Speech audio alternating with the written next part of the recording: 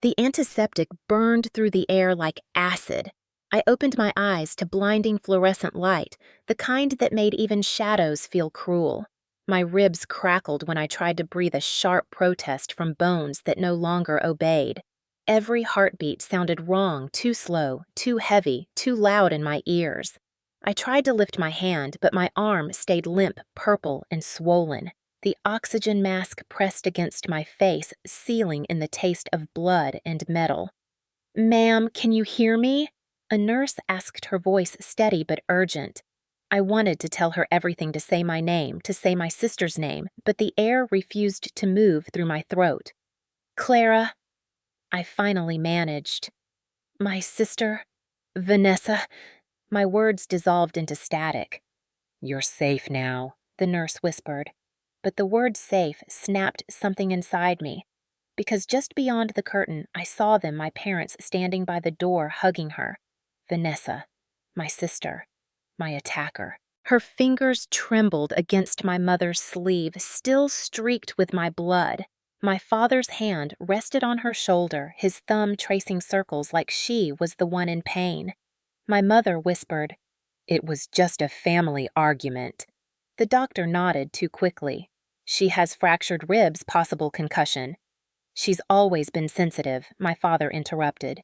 "She didn't mean it." I wanted to scream that she did mean it, that I could still hear the echo of her voice shouting, "You make me feel small," just before the chair smashed into my ribs. The sound came back now, uninvited, wood-cracking skin splitting my body, folding under her rage. I saw it again in flashes between the ER lights. Vanessa's hair, wild, her eyes wide, with something close to joy as she hit me again and again. The memory slammed into me harder than the pain. The monitor spiked. "Stay calm." "Clara," the nurse murmured, her hand on my wrist. "Breathe for me." I forced air into my lungs, each inhale like swallowing glass. Over her shoulder, I caught the reflection in the metal tray beside the bed, Vanessa's face framed by my parents' arms. She wasn't crying anymore. She was smiling. My father leaned toward the doctor. "We'll handle this privately. Please don't involve the police. My daughters just had a disagreement." The doctor hesitated. My mother's voice softened like a threat. "You understand families go through things." The nurse's eyes flicked toward me, sharp and defiant. "Sir, your daughter could have died." "She exaggerates," my father said without looking at me. My chest tightened, not just from the fractures, but from something deeper, older, a lifetime of being erased. I tried to speak again, but my throat closed. The nurse leaned closer, lowering her voice. "Don't let them decide what happened. You were beaten." A tear slipped from the corner of my eye, sliding down to the tape that held the IV in place. I hadn't cried during the attack. Not when the chair broke against my body. Not when she kicked me and I heard the wet pop of a rib giving way. But hearing them, the people who raised me, rewrite my near death into a misunderstanding, broke something no bone scan could find. My mother moved closer to the bed, her tone dripping with practiced concern. "Sweetheart, don't make this worse. Your sister's fragile. You know that." The nurse stepped between us. "She needs rest." My mother's face hardened before she turned away. The nurse adjusted the curtain, but I could still hear them whispering on the other side, my father calling it just an accident, my mother worrying how this would look to the neighbors. The lies wrapped tighter than the bandages on my chest. I focused on the ceiling, counting the cracks in the plaster until the room steadied again. Beneath the hum of machines, a promise began to form in my mind. They thought I'd stay silent like always. They thought pain would keep me obedient, but silence was the cage that nearly killed me. I turned my head slightly toward the nurse. "Write it down," I whispered, my voice rasping. "Write everything down." She nodded, once eyes fierce. I already did, and for the first time I felt the faint pulse of something stronger than fear-proof. When I woke again, the room had changed. The harsh light was softer now, tinted amber by the setting sun, bleeding through half-closed blinds. My chest rose in shallow, uneven rhythm, the kind of breathing that hurt more with every attempt. My throat was dry, the oxygen mask gone, replaced by silence. For a moment, I thought maybe they had left. Maybe peace had returned. But then I heard my mother's voice, quiet, deliberate, the kind of softness she only used when she wanted control. "Clara, you need to calm down." I blinked my vision, focusing on her shape by the window. Her hands were folded neatly, the picture of composure, as if she were visiting a patient who had inconvenienced her. My father stood beside her, arms crossed, jaw tight, the same expression he used when bills came in late. And there, half hidden behind them, was Vanessa, sunglasses indoors, her wrist wrapped in gauze that wasn't needed. My pulse spiked. "Why is she here?" I rasped. My father's eyes cut to me cold and sharp. "Because she's family, and because she's hurting too." The words barely made sense. I tried to sit up, but the pain shot through my ribs like an electrical surge. I clenched my teeth. "She beat me," I said. "You saw what she did. You saw—" "Don't start this again!" My mother interrupted, her tone snapping like glass. "You always dramatize." It was an argument that got out of hand. "We told the doctor already." I froze. "You told him?" "What?" My father sighed as if I were a child refusing bedtime. "We said it was a family dispute. He doesn't need to get law enforcement involved. You don't want to destroy your sister's future, do you?" My chest burned, and not from the broken bones. "My sister nearly killed me." "She didn't mean it," my mother whispered. "You know how fragile she is." That word again. Fragile. As if fragility excused violence. As if my pain was less valid because I was the one who survived. Vanessa finally spoke, her voice trembling just enough to sound rehearsed. "I'm sorry. Okay. I don't know what came over me." Her lower lip quivered. She didn't look sorry. She looked afraid of consequences, not of guilt. "You'll forgive me, right?" she asked, turning to our parents before I could answer. My father placed a hand on her shoulder. "Of course she will. That's what family does." I stared at them, the three of them framed against the warm hospital light like a portrait of unity, and I was the stain they were trying to scrub out. "Family," I whispered the word, tasting bitter. "You call this family?" My mother's eyes narrowed. "Clara, stop. Don't say things you'll regret. You're in shock. You don't know what you're saying." "I know exactly what I'm saying," I hissed, though my voice cracked halfway through. "You're protecting her again. Just like always." My father's face hardened. "We are protecting this family. You've always had a temper. You provoked her." For a moment, everything went still, the monitors, the hallway, the air itself. I had been blamed before, for her broken vase, for her ruined marriage, for every tantrum that left a mark. But hearing those words now, while my body was taped together and my blood was still drying under my fingernails, felt like being beaten all over again. "I provoked her," I repeated quietly. The nurse, Leah, entered with a clipboard, pausing as she caught the tension in the air. Her eyes darted from my bruised face to Vanessa's dry tears. "Visiting hours are almost over," she said politely, but there was steel under the sweetness. My mother ignored her. "Clara, you need to tell the doctor you overreacted. Vanessa's been through enough." Leah's voice cut in calm, deliberate. "Mrs. Bennett, your daughter's injuries aren't consistent with overreaction. They're consistent with assault." My father stiffened. "Watch your tone, young lady." Leah met his glare without flinching. "Watch your priorities, sir." Silence spread like a bruise. My parents exchanged a look, one of those silent conversations made of fear and pride. My mother stood brushing imaginary dust from her coat. "We'll come back when you've had time to think rationally," she said. Vanessa lingered near the door, biting her lip. "You know I love you, right?" she said. I didn't answer. When the door closed behind them, Leah exhaled slowly. "You okay?" I nodded, though my body screamed, "No." She moved closer, checking my IV, her voice dropping to a whisper. "They're lying, and you know it. I've seen this before." "Don't let them make you doubt what happened." My throat tightened. "They already did," I whispered. Leah looked me in the eye. "Then let's make sure they don't do it again." The nurse's words stayed with me long after my parents left. "They're lying, and you know it." They echoed in the hollow quiet of the room like a truth I had spent decades avoiding. The pain in my ribs throbbed with each breath, but the deeper ache came from somewhere older, from memories that had never healed. It didn't start tonight. It started a lifetime ago. When we were kids, Vanessa's temper could scorch a room. I was 8 when she first hit me. She'd broken a vase, and when our mother stormed in, Vanessa pointed straight at me. Clara did it. I opened my mouth to protest, but Mom's voice cut through like a whip. Don't lie, Clara. You're older. Take responsibility. I remember standing there with shards of glass under my bare feet while Vanessa sobbed into Mom's arms. That was the day I learned silence was safer than truth. At 12, I spent months preparing for my piano recital. I'd practiced until my fingers blistered. On the night of the performance, I looked out from the stage and saw empty seats where my parents should have been. Later, I found out Vanessa had cried over a bad haircut and they'd stayed home to comfort her. You'll have other recitals, Dad said the next day. She needed us. I smiled, but something inside me splintered. By high school, I had mastered the art of invisibility. When Vanessa failed her classes, my parents called her creative. When I brought home straight A's, they said, "Don't brag. It'll make your sister feel bad." I remember one Thanksgiving when I got accepted into an honors program, and before I could share the news, Vanessa announced she was quitting her part-time job.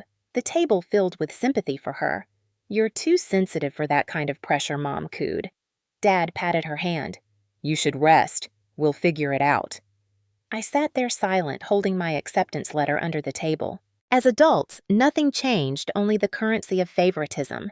Vanessa dropped out of 2 college programs, and they called her brave for following her truth. When I graduated nursing school and landed a full-time job, Mom barely looked up from her crossword puzzle. You've always been good at practical things, she said. Practical. That was the word they used instead of proud. It meant reliable. It meant expendable. When Dad lost his job years later, I sent half my savings to help with bills. A week later, Vanessa posted pictures from a yoga retreat in Sedona. Mom and Dad wanted me to heal her caption read. I stared at it until the screen blurred. They'd used my money to fund her escape. Even when she was cruel, they wrapped her in excuses. I remember one Christmas, my first one after moving into my own apartment. I brought them gifts I'd saved up for wrapped carefully in silver paper. Vanessa arrived late, empty-handed, reeking of perfume and wine. She rolled her eyes at my presents. Homemade. How touching. My parents laughed like it was a joke. Don't be so serious, Clara, Mom said. You know how your sister teases. But when Vanessa dropped her wine glass spilling red across the carpet, it was me who got scolded for not moving fast enough to clean it up. The pattern was endless. Her rage was always art. My restraint was always punishment. When Vanessa broke her engagement and screamed that love was dead, Mom cried with her for days. When I quietly ended my long-term relationship after discovering betrayal, Dad's only comment was, "You always expect too much from people." I thought distance would fix it. I built my life one paycheck at a time, careful and stable, but every phone call from home carried the same rhythm guilt disguised as love. Your sister's struggling. Can you help with her rent? Vanessa's car broke down again. You're good with money, right? And I said yes. Every single time, because saying no would make me the cruel one. Until tonight, the memory blurred back into the hospital room, the steady beep of the monitor anchoring me in the present. My body hurt, but my mind was sharper than it had ever been. I saw it all clearly now, years of favoritism wrapped in the language of care-love, measured only by sacrifice. Vanessa's hands had landed the blows, but they had given her the permission. They had taught her that I would always endure, that I could handle more. And I had, until the night she nearly killed me. As the nurse returned to check my vitals, she caught my stare. You okay? She asked softly. I nodded, though my throat burned. I just realized something. She tilted her head. What's that? That this didn't start tonight, I whispered. It started the first time they told me her pain mattered more than mine. Leah didn't say anything. She just placed her hand gently on my shoulder and whispered, Then it ends here. It started like every other day. They needed something from me. The phone rang while I was finishing a 12-hour shift at the clinic. The name Mom flashed across the screen, and I already knew what the conversation would sound like. Clara. She began, her voice syrup-sweet, the kind of tone she used when she wanted to sound helpless. Your sister isn't doing well again. She's been crying all day. Maybe if you just stopped by, she'd calm down. I wiped a streak of antiseptic off my sleeve. Mom, I just finished work. It's late. "You're the only one she listens to," she pressed. That line again. The command disguised as flattery. I hesitated, then heard a muffled sob on the other end. "Please," my mother whispered. "Just go. You know how she gets." Against my better judgment, I drove. The Bennett house sat on the corner of Linden and Ash, a place that once smelled like Sunday dinners and cut grass. Now it reeked of lemon cleaner and stale wine. The porch light flickered. I could already feel the tension before I knocked. Vanessa opened the door barefoot, her hair, tangled eyes bloodshot. "What do you want?" she hissed. "Mom asked me to bring groceries," I said, lifting the bag. "Soup, bread." She snatched the bag, dumped it on the counter, and started pacing. The kitchen looked polished, but brittle like a stage set for pretending. The radio played low, a news anchor talking about rising violence in the city. The irony wasn't lost on me. "I can't believe he left me," Vanessa muttered, slamming the cabinet. "Do you know what that does to me?"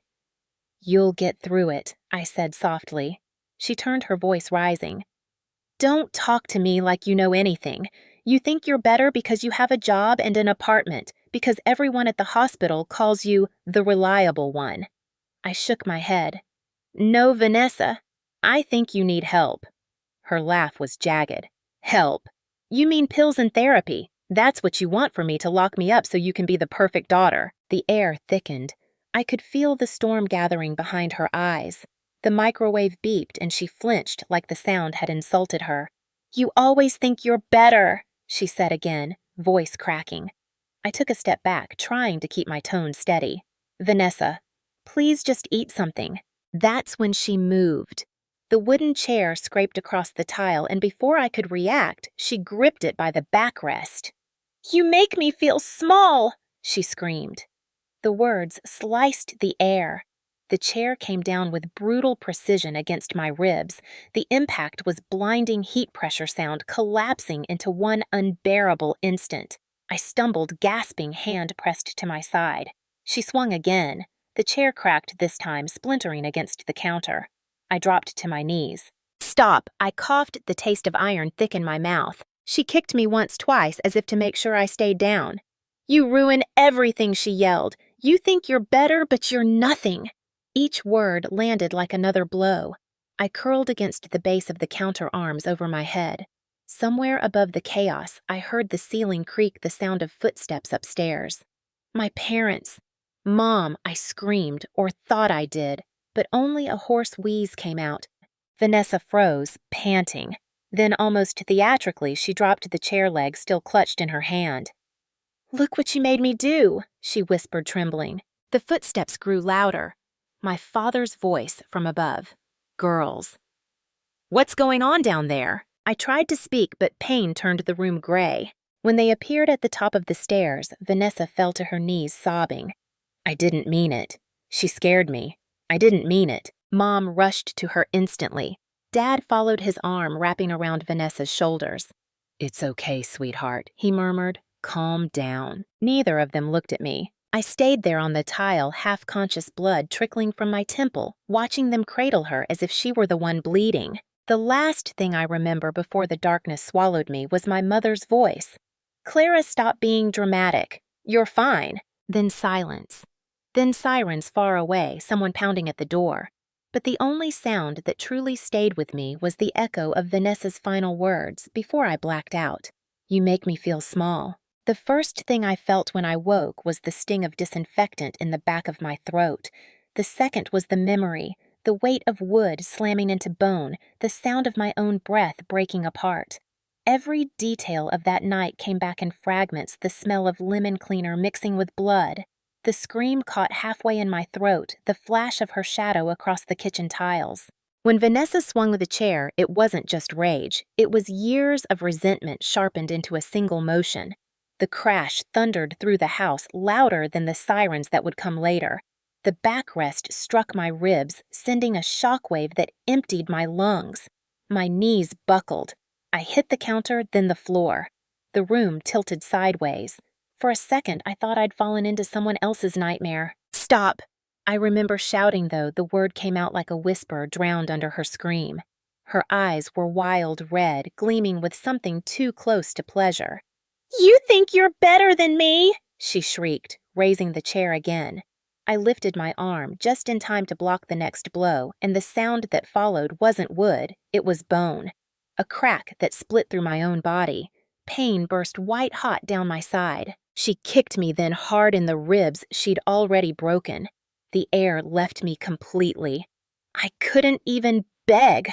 I could only lie there gasping while she shouted about how I'd ruined her life. My blood pooled beneath me slick and warm against the tile. The footsteps upstairs started again, my parents. The moment I heard them, something inside me sparked. Relief, maybe. Hope that it would stop. Mom. I tried to call voice shredding into nothing. Dad. But the words didn't matter. Girls, my father's voice barked from the landing. What on earth? And then Vanessa dropped to her knees, tears spilling perfectly on cue.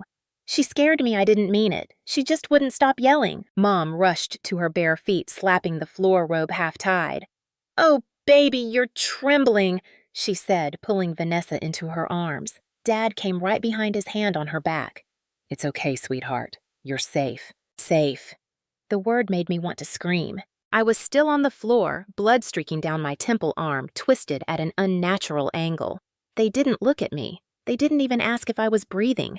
They stepped around the pool of blood to get to her. "She's hurt," I managed to rasp. "I'm hurt." Mom turned her head just enough to glare at me. "Clara, don't make this worse. Look at her, she's having a breakdown." Vanessa sobbed harder, her voice muffled against Mom's chest. I didn't mean to. She kept judging me. Dad knelt beside them, never looking my way. "It's all right, sweetheart. We'll fix this. We'll take care of it." Take care of it. That was his way of saying bury it. By the time the neighbors heard the noise, my consciousness was fading in and out. I remember the doorbell ringing, someone shouting from outside Mrs. Dorsey next door. "Are you all right in there?" she called. No one answered. When the pounding started, my mother shouted up the stairs. "Everything's fine. Go back inside." But Mrs. Dorsey didn't. She dialed 911. When the EMTs finally forced their way in, the living room was silent except for the sound of Vanessa's fake sobs. I saw their faces as they stepped into the kitchen, the flash of horror when they spotted me. One of them crouched beside me, checking my pulse. "Stay still, ma'am. You're going to be okay." Behind them, my mother said calmly, "It was an accident, a misunderstanding." The paramedic's brow furrowed. "Ma'am, she has compound fractures. This is not a misunderstanding." Dad crossed his arms. "We don't need the police involved. This is a family matter." The EMT ignored him. "We're reporting it." As they lifted me onto the stretcher, I caught one last glimpse of Vanessa's face over my mother's shoulder. She wasn't crying anymore. She was smiling, soft, secret, victorious.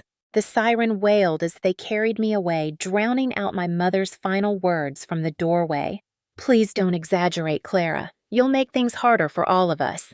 Even then, barely conscious ribs grinding with each breath, I realized they weren't just covering for her. They were choosing her. Again. The ambulance ride was a blur of red lights and sirens. I drifted in and out, catching fragments of voices, the EMT calling vitals, the metallic clatter of equipment, the hiss of oxygen. Through the cracked window, the city lights streaked by like distant fires. I remember thinking how strange it was that the world outside could look so normal while mine was collapsing inside a siren. My body was weightless, but my chest burned as if the air itself were punishment. When we reached the hospital, they rushed me through the emergency bay doors. Nurses cut away my blood-stained shirt, the scissors snipping close to my skin. Multiple fractures, someone said. Right ulnar ribs 3 through 6 possible concussion.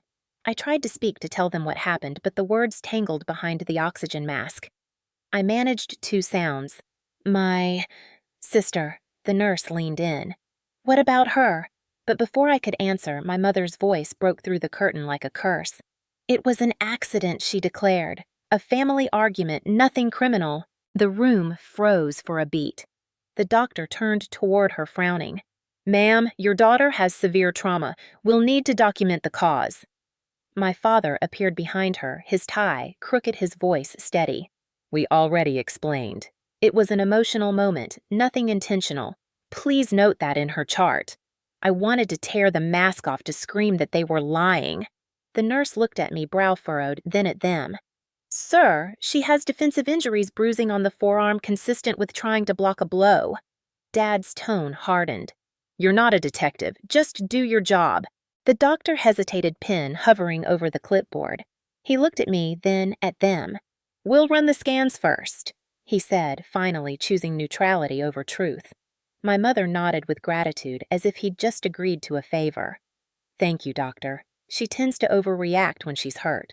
Always has. I could see the words etching themselves into my record, rewriting the story before I could even stand. They rolled me into imaging.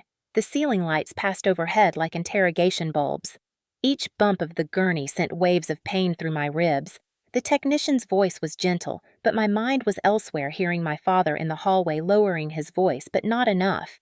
No need for police, he told the charge nurse. We'll handle it privately. Handle it. Code for silence. When I came back to the ER bay, Leah was waiting. She met my eyes, then glanced at my parents speaking to the doctor near the nurse's station. Her expression hardened. They said it was an accident, she whispered. I nodded weakly. They always do. She tightened her grip on the chart in her hands. That's not what the injuries show. I'm logging it properly. A surge of panic shot through me. They'll say you're wrong, I rasped. Leah shrugged. Then they'll have to argue with the scans.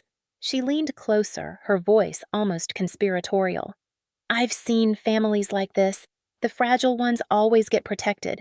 The strong ones get buried in paperwork. A tear slipped down my cheek, half gratitude, half exhaustion. Please, I whispered. Just don't let them erase it. She nodded.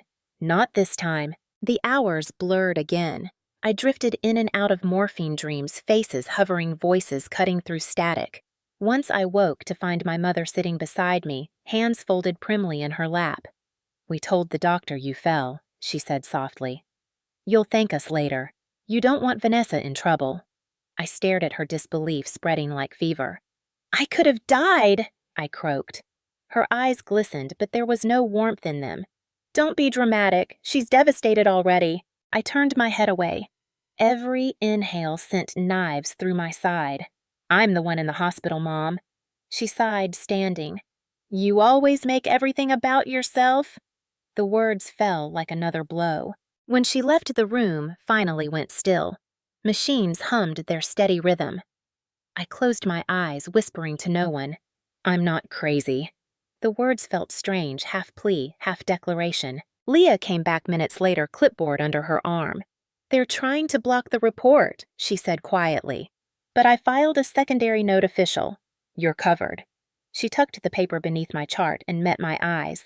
They can lie all they want, but paper doesn't.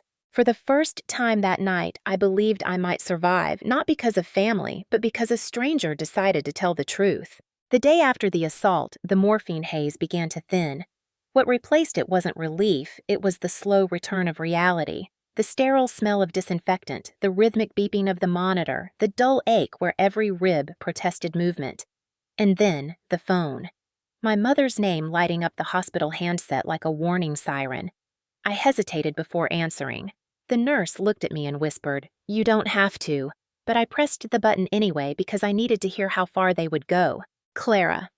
My mother's voice was calm, almost cheerful. How are you feeling, sweetheart? Broken, I said flatly. You. A pause, then a sigh. You make it sound so dramatic. The doctor said you'll be fine. I have 6 broken ribs and a fractured arm. Well, she said, voice clipped, you've always been sensitive to pain. That single sentence told me everything. They weren't coming to apologize. They were coming to rewrite. Vanessa is distraught, Mom continued. She hasn't eaten since it happened. She's been crying all night. Good, I said coldly. She should be crying. She could have killed me. Don't talk like that, Mom snapped. She's fragile, Clara. You know how she gets. She doesn't process emotions like you do. You mean she doesn't face consequences like I do? There was a beat of silence. Then the voice I dreaded most joined the line, my father. Clara, he began the way he always did when pretending to be the reasonable one. We all said things we didn't mean. You provoked her and she lost control. It's over now. It's not over, I said. I filed a report. That stopped him cold. You what I told the nurse to document everything. It's in my medical record. You can't do that, he barked. You'll destroy this family. I laughed bitterly. You mean I'll destroy your illusion of it? He lowered his voice. You'll regret this. Vanessa's not stable. You'll ruin her life. She almost ruined mine, I said. If the police don't stop her, she'll finish the job next time. Next time, he scoffed. You love to play the victim.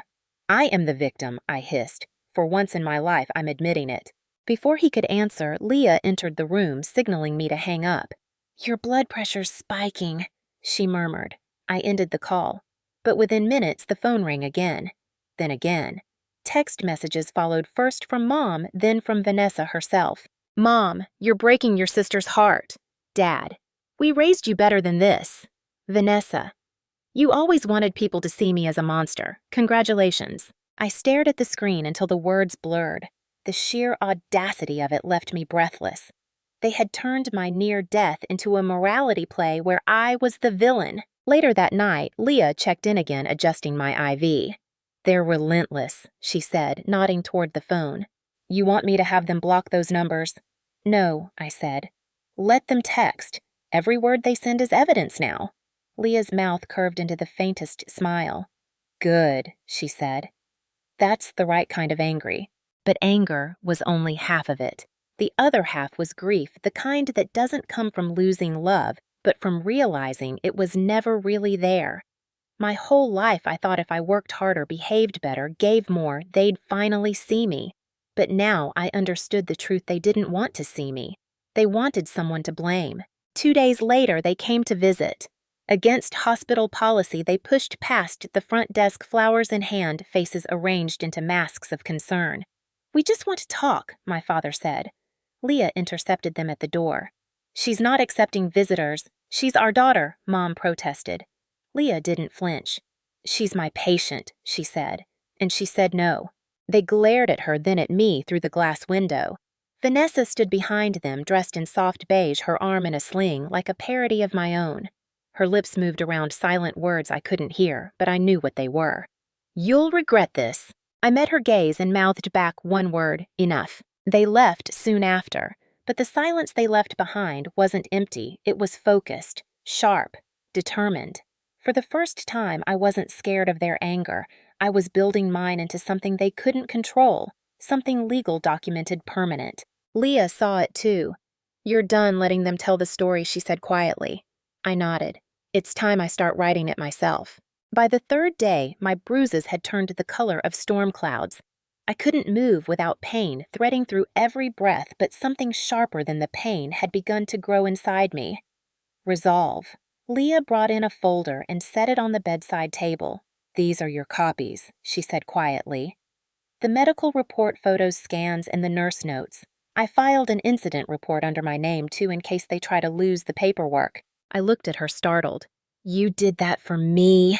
She smiled faintly. For the truth, not for you. But you're the one living it, so don't waste it. Her words lit a fuse. That afternoon, I called my friend Denise, not just a friend, but an attorney. She'd been my roommate in nursing school, sharp as glass and calm as ice. When I told her what happened, she didn't gasp. She didn't pity me. She just said, document everything. Photos, texts, timestamps, who entered the room, what they said. Do not delete a thing. The next hours became methodical. I asked Leah for my phone, hands trembling as I opened the camera. I photographed the bruises, the stitches, the swelling angles, dates, even the hospital wristband for verification. Leah helped me label each file. Evidence, she said. Truth doesn't survive without proof. The messages kept coming. Mom's guilt trips, Dad's threats, Vanessa's manipulation, and I screenshotted every single one. Denise texted back immediately after I forwarded them. Perfect. Chain of harassment established. By evening, she arrived at the hospital in a dark gray suit, hair tied back, eyes blazing with quiet fury. You're pressing charges, she said, not asking. I want to, I whispered. But they'll call me cruel. They'll say I ruined her life. Denise tilted her head. She tried to take yours. Fair trade. She went to the nurse's station, introduced herself, and returned minutes later with official copies of the medical report and an officer's contact card. Leah already filed the mandatory report, she said. The police will come by tomorrow to take your statement. Don't change a word. I'll be here. That night, I couldn't sleep. My ribs ached my mind, replaying the violence like a broken film reel. But this time, I watched differently, not as a victim, but as a witness gathering evidence. Every scream, every phrase my parents used to rewrite it, every text they sent now had weight-shaped consequence. At dawn, I woke to the sound of my phone vibrating again. Another message from Vanessa. Vanessa, you really want to destroy your own blood. Then another from Dad. Dad, if you go through with this, don't ever come home again. I typed back one sentence I already haven't been home for years. When the detective arrived, Officer Myers' calm, middle-aged eyes like he'd seen this 1,000 times, he asked for my version of events. I told him everything. The chair, the kicks, the lies, the cover-up. He nodded occasionally, writing notes. Your sister will be charged with felony assault, he said finally. We'll also investigate your parents for obstruction if we find interference in the report. For a moment, I couldn't speak. I had dreamed of justice before, but hearing it out loud made my chest tighten in disbelief. They'll deny everything I murmured. They usually do, he replied, but evidence doesn't care who you're related to. After he left, Leah and Denise stood by the bed, watching me process the weight of it. This will get ugly, Denise warned. They'll smear you, they'll play the fragile card, maybe even try to claim you're unstable. I've been living in their version of ugly for 30 years, I said. I can handle this kind. Leah smiled softly. You already are. Before leaving, Denise placed a small flash drive on the table.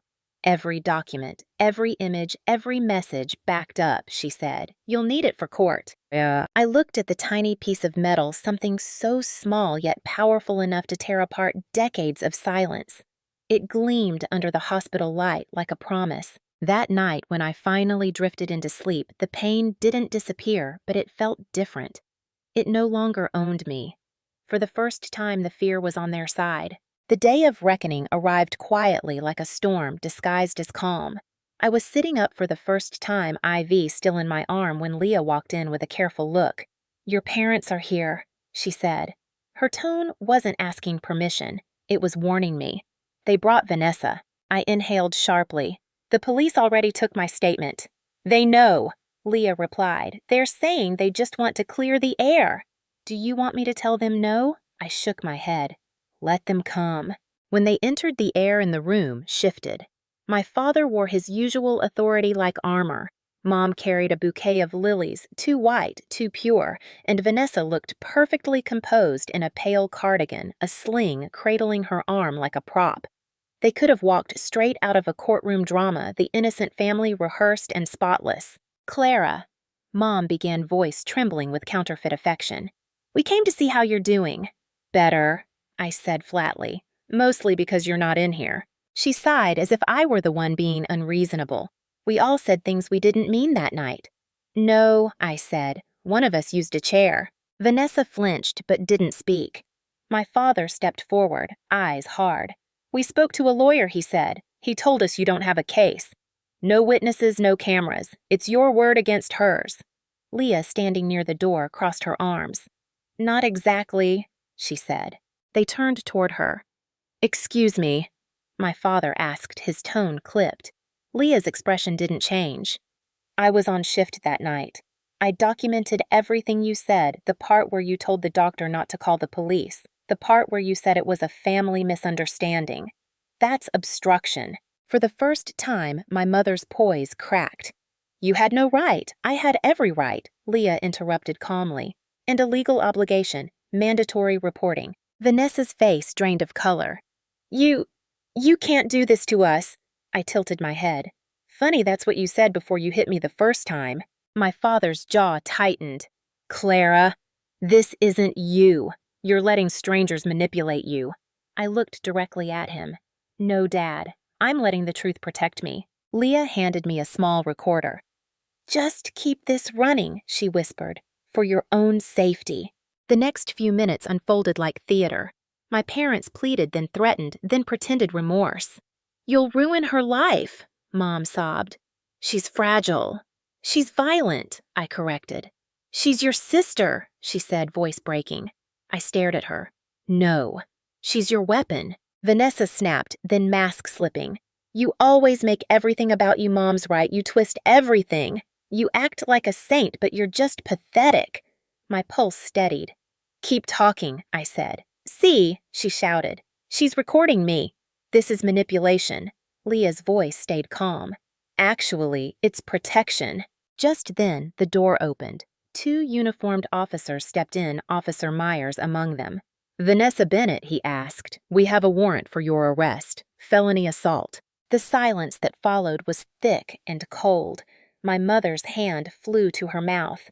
No, there must be some mistake. Myers shook his head. There's a signed statement, photographic evidence, and corroborating nurse documentation. We're not in the business of family mistakes. Vanessa's composure shattered completely. You told them she screamed at me. You wanted this. I wanted peace, I said quietly.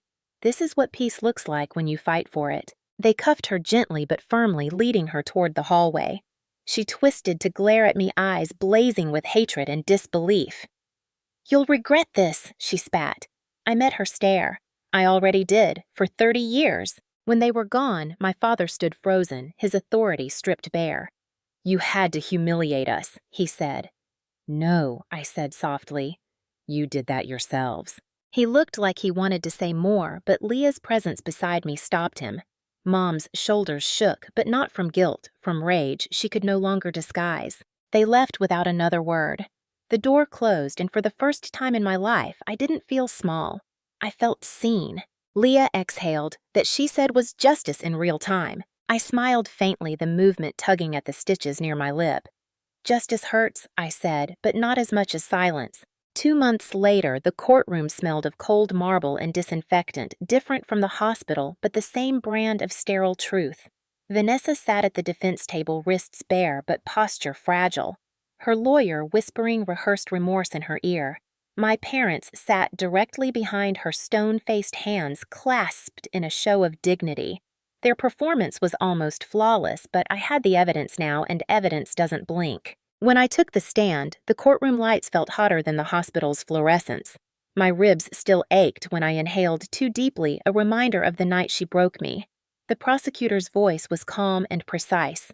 Ms. Bennett, can you describe the night of the incident? I told them everything, not with trembling or tears, but with precision, the chair, the sound of ribs cracking, my mother's calm voice telling the EMTs it was a misunderstanding.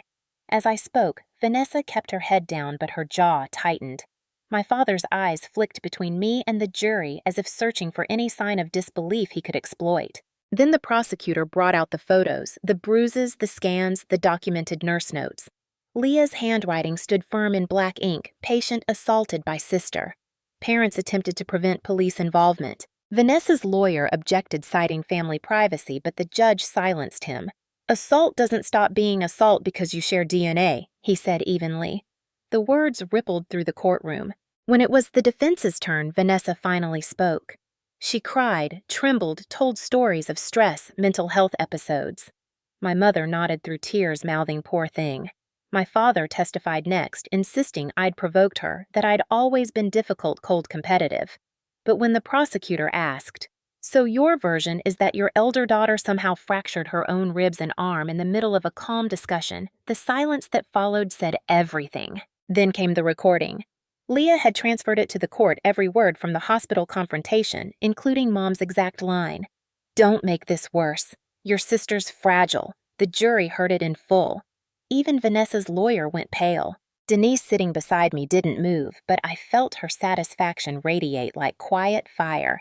"That's the nail," she whispered.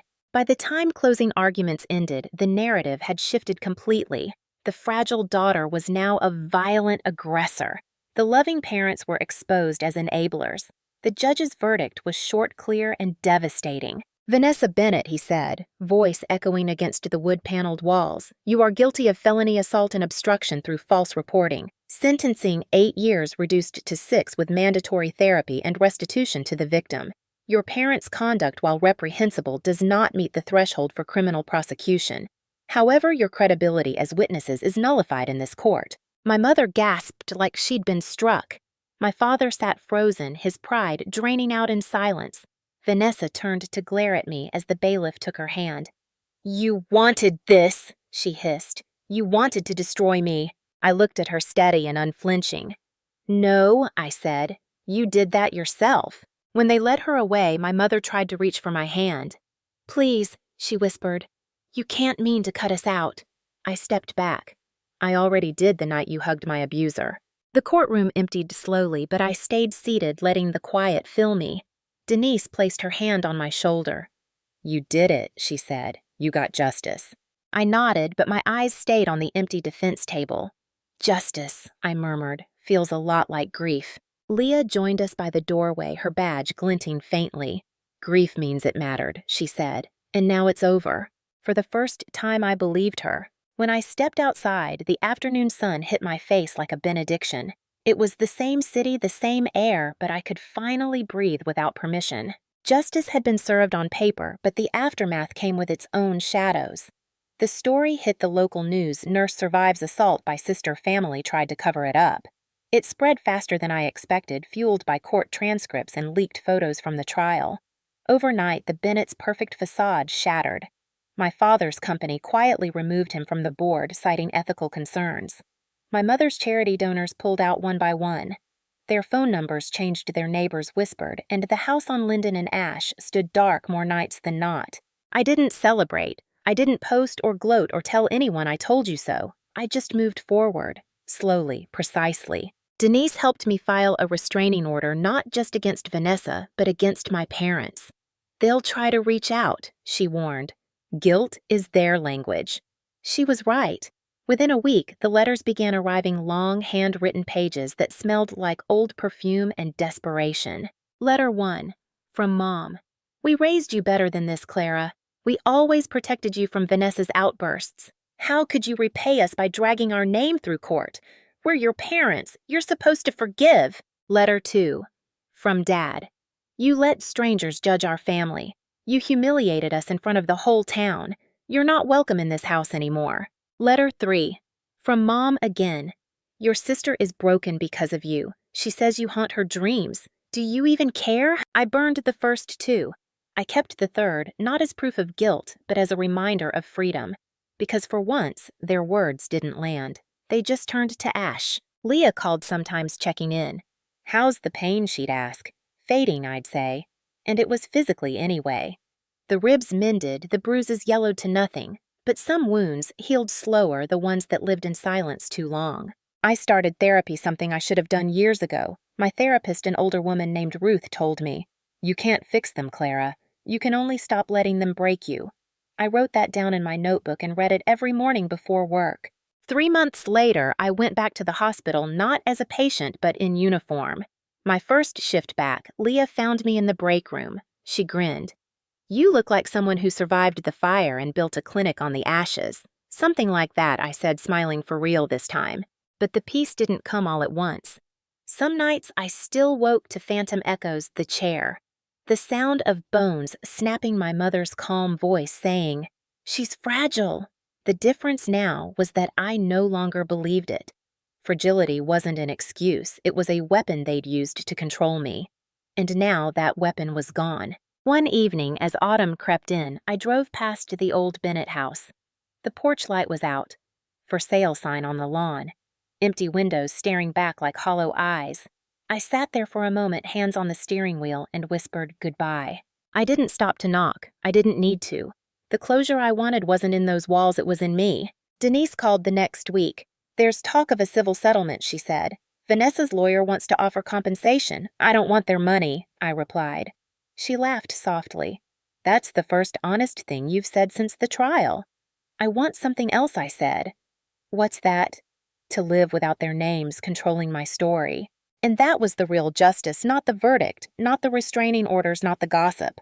It was the quiet ownership of my life. When people asked me later if I missed them, I told the truth. "I miss the idea of them," I said, "but not the reality. Because family isn't blood. It's the people who stand beside you when everyone else calls you dramatic. It's the nurse who files the report, the lawyer who fights the silence, the stranger who believes your pain before you can name it." That's the family I kept. The morning after the final court date, I woke up to quiet.